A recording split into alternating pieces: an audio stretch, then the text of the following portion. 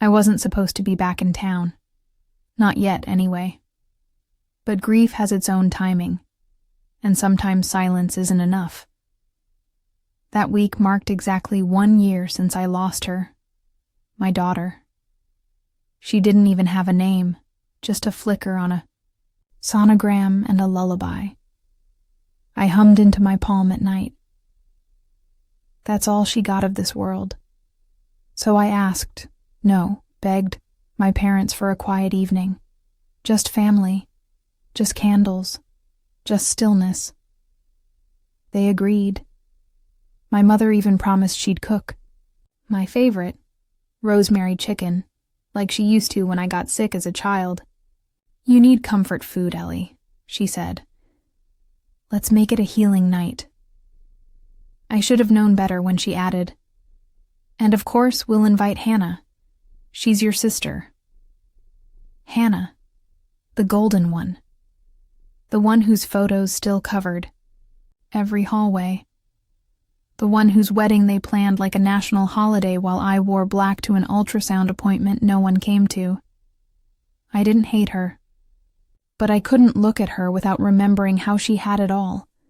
The house, the doting husband, the family spotlight.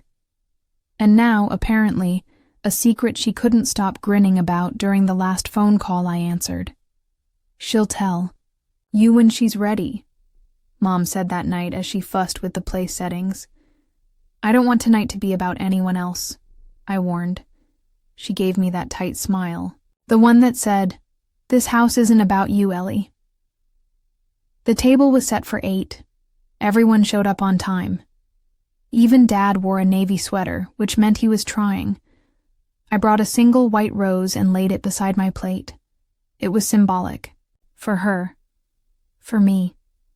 For everything I had buried in silence. We lit candles. We shared a memory. I told them about the way I used to talk to my belly in the mornings. How I'd hum during traffic. How I still kept the baby socks I bought on a whim. It was delicate. Broken glass words. But it meant something to me, until Hannah cleared her throat and clinked her wine glass.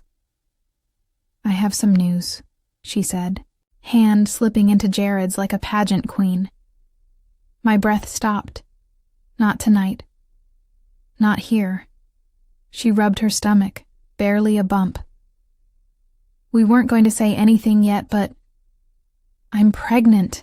Gasps, cheers, tears. Mom actually clapped. Dad reached across the table to shake Jared's hand like it was a damn promotion. I looked at the rose. Nobody else did. My fork clinked against the plate. My hands trembled as I stood. Ellie? Mom called out, chipper. Isn't that amazing news? Another grandchild. Another. The word cracked like a whip. She's not another, I said, voice low, sharp. She's the only one I had. And then I left the room. Upstairs, in the guest room they still called Ellie's room, even though it hadn't been mine in years, I cried like my ribs were breaking.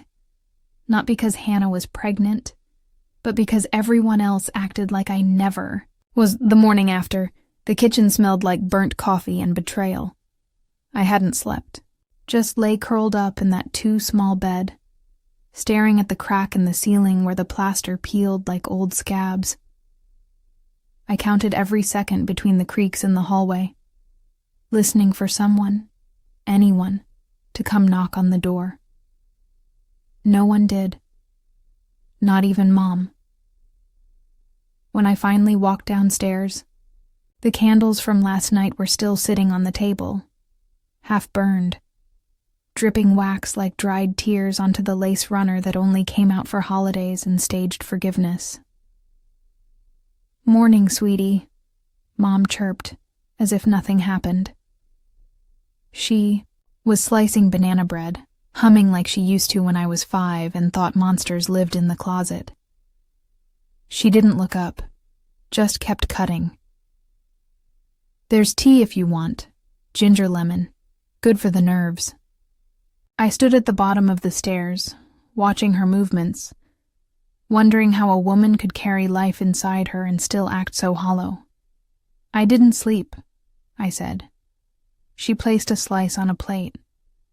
"You've always been sensitive." It wasn't until I opened the fridge that I realized they'd packed up the rest of the rosemary chicken into foil for Hannah and Jared. I laughed. Actually laughed. There was a note taped to the lid. "For the mommy-to-be. Eat well, rest more. We love you."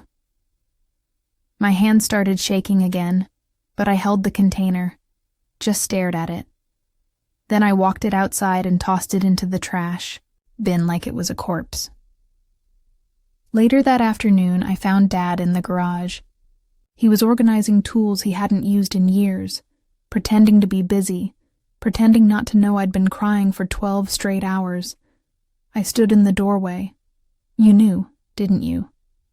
He didn't turn around, just adjusted a wrench. "I told her not to say anything." "I did. But you didn't stop her." He finally faced me. His eyes were tired. "It's not like she planned it to hurt you. And honestly, Elle, maybe it's time you let it go. It's been a year." I don't remember walking out. I just remember the way my teeth clenched so hard I tasted metal. That night, I booked a ticket back home. Not to this house. To my real home. My apartment. My city. My space. Where no one ever called my pain bad timing or told me to let it go like it was a coat I'd worn too long. I didn't leave a note. Didn't say goodbye. Just left the rose on Hannah's pillow. Dried. Browning at the edges. She could keep it. A souvenir of what she ruined. But revenge, real revenge, isn't loud.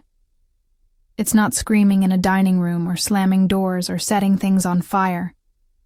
It's colder than that. More calculated. A quiet justice that waits until the right moment to strike and makes sure everyone hears it when it does. And I was done crying. The first thing I did when I got home was light a candle. Same scent, same shape. Vanilla and cedar. The one I'd brought to the memorial and left on the table when I walked out. I hadn't realized how much I associated that smell with hope until they smothered it. Now I let it burn as a reminder. Not of her. Not yet. Of them. Of everything they tried to overwrite, I didn't tell anyone I was back. My apartment was still exactly how I left it. Sparse, quiet, lived in. My life wasn't glamorous, but it was mine. The walls didn't pretend to care about anyone else. There were no framed photos of someone more beloved, no subtle reminders that I came second, just my plants, my chipped mugs, my unmade bed. The only message on my phone came from Hannah. "Hope you made it back okay. Sorry if I upset you. That night wasn't about you, Elle. But I'm sure you'll understand someday." I stared at it. She really believed she did nothing wrong, that her glow justified everything, that my grief had an expiration date she could decorate over with onesies and ultrasound photos. I didn't reply. I screenshot it. I saved it in a folder called Receipts. 3 weeks passed. No one called. No one visited. Except Diane. She was the only friend who had come to the hospital when I miscarried. She held my hand while I bled through silence and anesthesia. She never said the wrong thing. Never asked for photos. Never tried to spin it into a lesson. When I opened the door, she didn't hug me. She just raised a brow and said, "You finally ready to talk about it?" I nodded. "Only if you bring wine." We talked for hours, about everything. And then she dropped a sentence so casually, I nearly missed it. You know your mom posted Hannah's pregnancy announcement the same night? I blinked. What? Yeah, full post. The sonogram, the matching outfits, that caption about healing through new beginnings. I unfollowed her. My throat went dry. Healing. They had used my daughter's death as a metaphor for someone else's life. I went online. There. It was. After every storm comes a rainbow. Our family's healing begins again with new life on the way. Congratulations to our sweet Hannah and Jared. Your baby is already so loved. Posted exactly 47 minutes after I left the memorial dinner in tears. No mention of me. No mention of her. Just a clean new start. Scrubbed of the child who wasn't convenient enough to remember. That night, I opened a blank document on my laptop and typed 3 words. Not this time. Because I wasn't going to vanish quietly again. I wasn't going to be their ghost. They made me invisible. Now I'd show them what it looks like when someone they erased comes back with everything they buried. I started with the baby box. Not hers. Mine. The one I kept hidden in my hall closet, behind the winter coats I hadn't worn in years.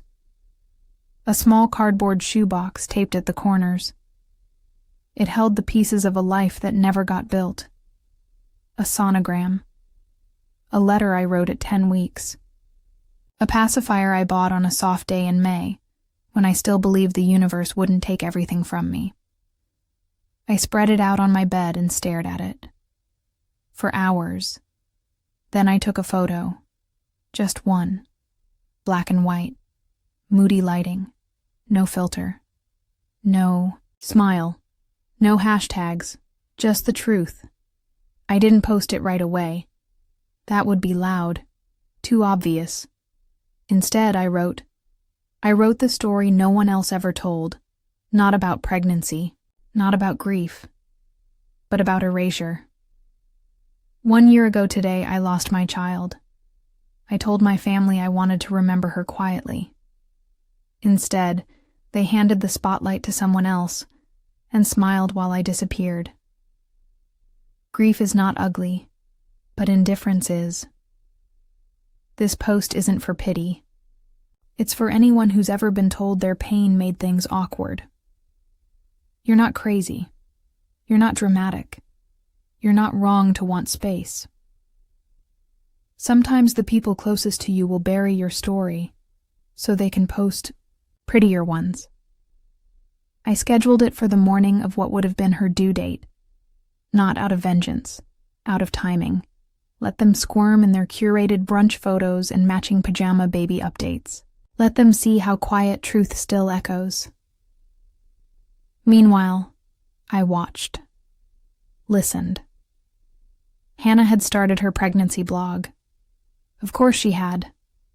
It was full of pastel bump photos, dreamy captions, and a subscriber list that somehow included every one of my aunts and old classmates. She even posted a Q&A where she wrote, "I always knew I was meant to be a mother." That one made my jaw tighten. But what really caught my attention was the baby registry link. It was hosted on a site that listed gifts received. One of them stood out. From Ellie, organic baby wrap. I hadn't sent anything. They'd added my name. To make it look like we were all one happy family. I took another screenshot.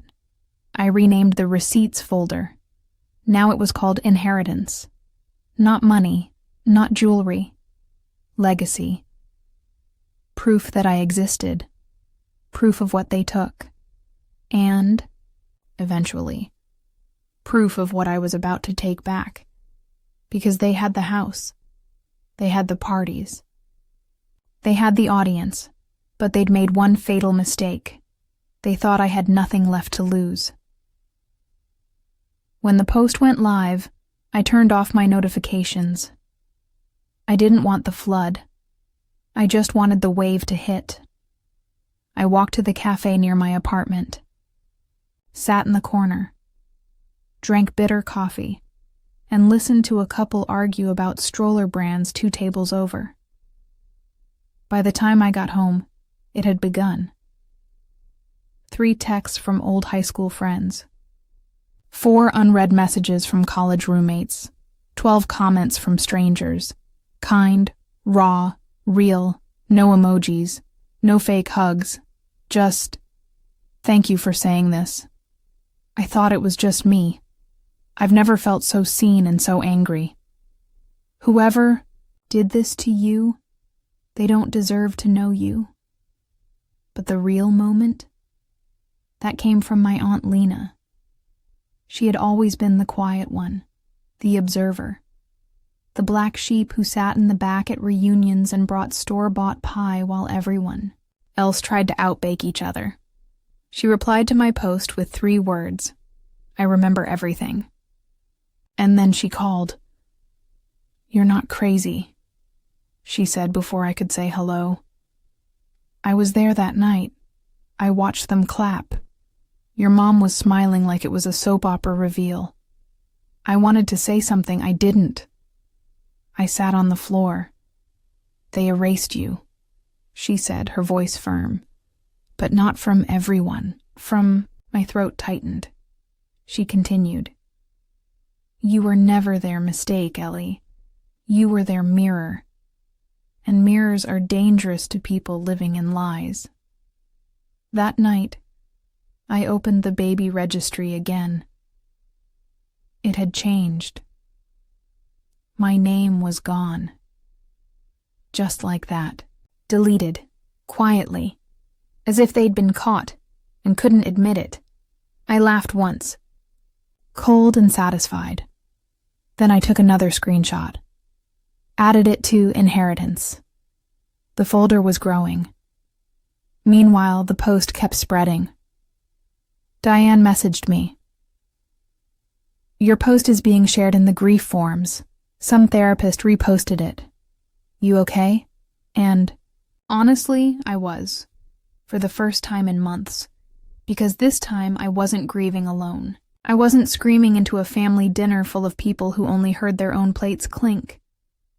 This time, the world was listening. But the best part? The one I hadn't expected? Was when Hannah texted me. "Ellie, that post, was that about me? You're really going to ruin this for me?"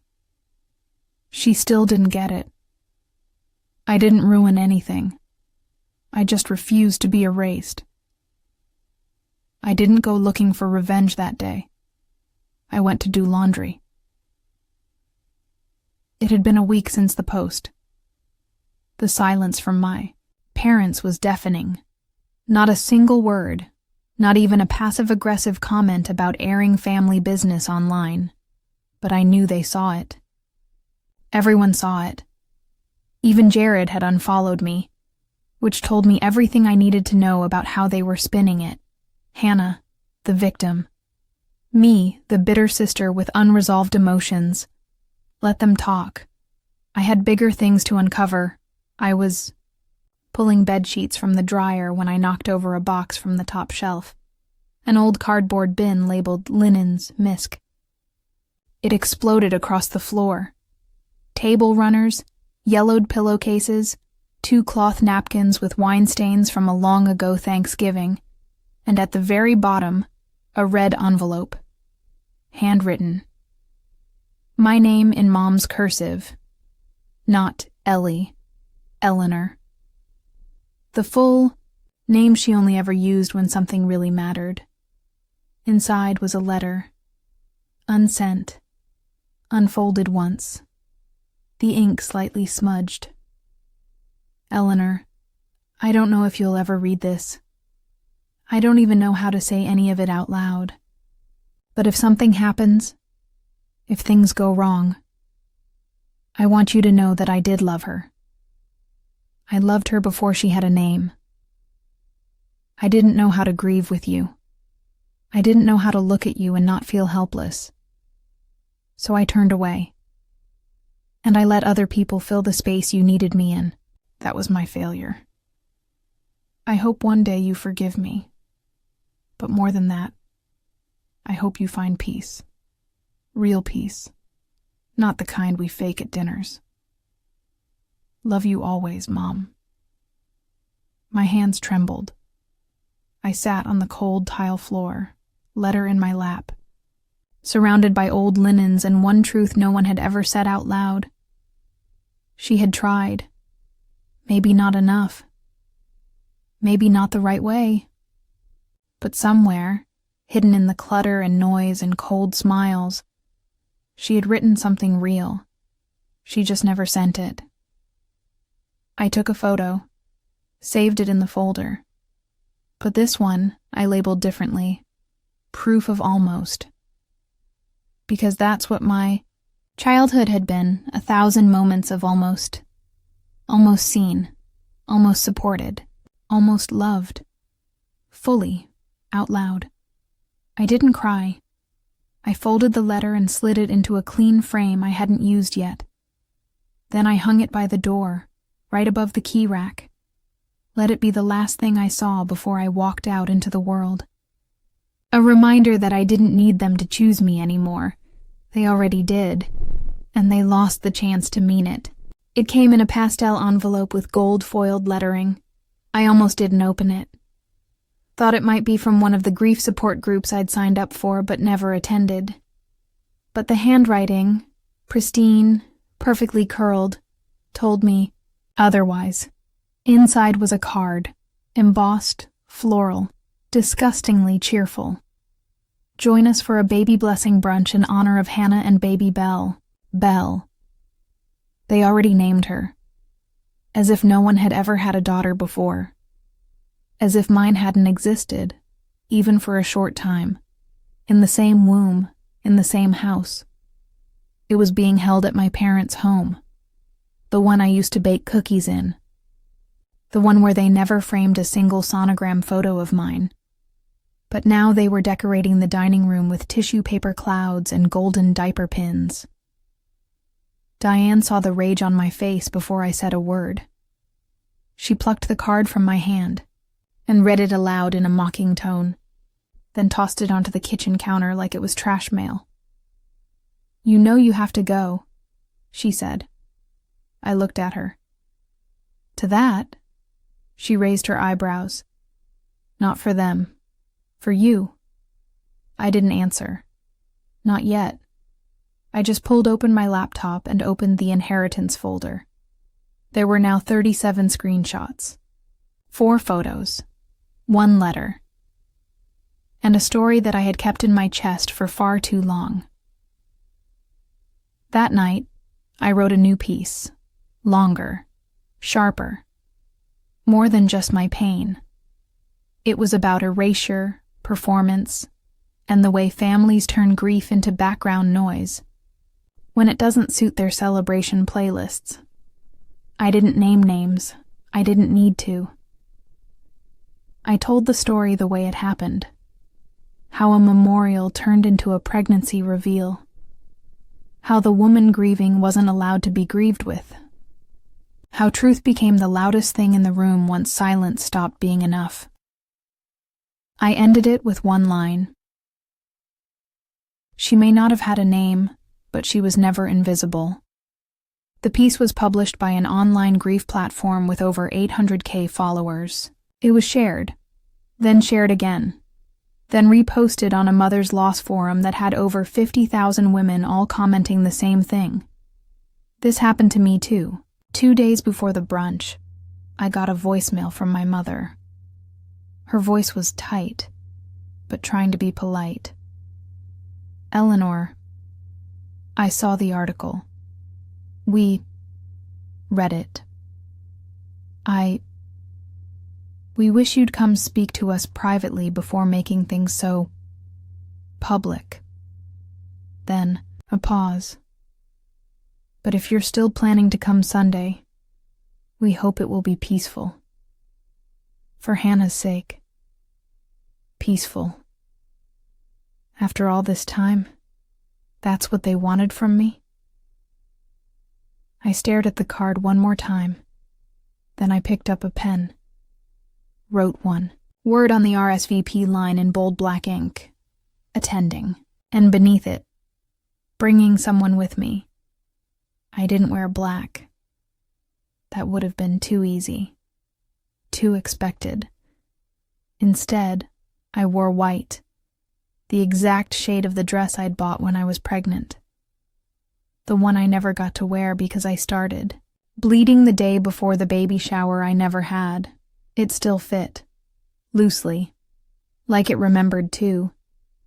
Diane picked me up in silence. No music. No small talk. Just solidarity in the way she parked like a lawyer walking into court. The house looked like it always had. Pristine, too quiet, trying too hard. Pink streamers floated above the porch. A welcome sign read, "Twinkle, twinkle, baby bell, how we wonder who you'll be." I stepped through the door and paused at the threshold. The dining table was covered in cupcakes shaped like rattles. There was a gift tower in the corner. Everything smelled like fake vanilla and lavender detergent, and they were all there, smiling, laughing, pretending, until they saw me, and the room cracked. "Ellie," my mother said, approaching too quickly. Her smile was forced, her eyes darted. "You didn't say you'd bring a +1. I stepped aside. Diane followed me in, holding a single framed photo. She placed it on the mantel. It was my sonogram. No glitter, no gold frame. Just the image of what had once been real. And the caption. Below it in silver ink, "Always part of the family." Silence dropped like a curtain. No one moved. Not even Hannah, who stood frozen next to a pile of gift bags wrapped in gold. "I didn't come to fight," I said, voice steady. "I came so she'd be seen. Once. In the house she was erased from." My mother opened her mouth, but I held up a hand. No speeches. No apologies. You had your moment. You stole mine, and you tried to rewrite history like she never existed. I pointed at the sonogram. "She's here now, that's all." I walked to the table. There were place cards at each seat. Mine was missing. So, I sat in the empty chair at the end. People shifted, coughed, looked at their phones, but no one asked me to move. No one dared. When the cake came out, tiered, glittering, screaming celebration, I stood. "I brought a gift," I said. I placed a small box next to Hannah. Inside was a folded copy of the article I wrote, and under that, a list of 312 names, the women who emailed me after it went viral, me. Of them mothers, all of them silenced. One line was written across the top. "Your child will be born into a world full of people like me. I hope you raise her better." I didn't wait for their response. Didn't look back. I walked out with Diane by my side, the frame under my arm, and a piece so sharp it felt like justice. That night, I lit a candle, the same vanilla cedar, and I whispered her name, the one I never got to say out loud before. Clara. She was never invisible, not anymore, not ever again.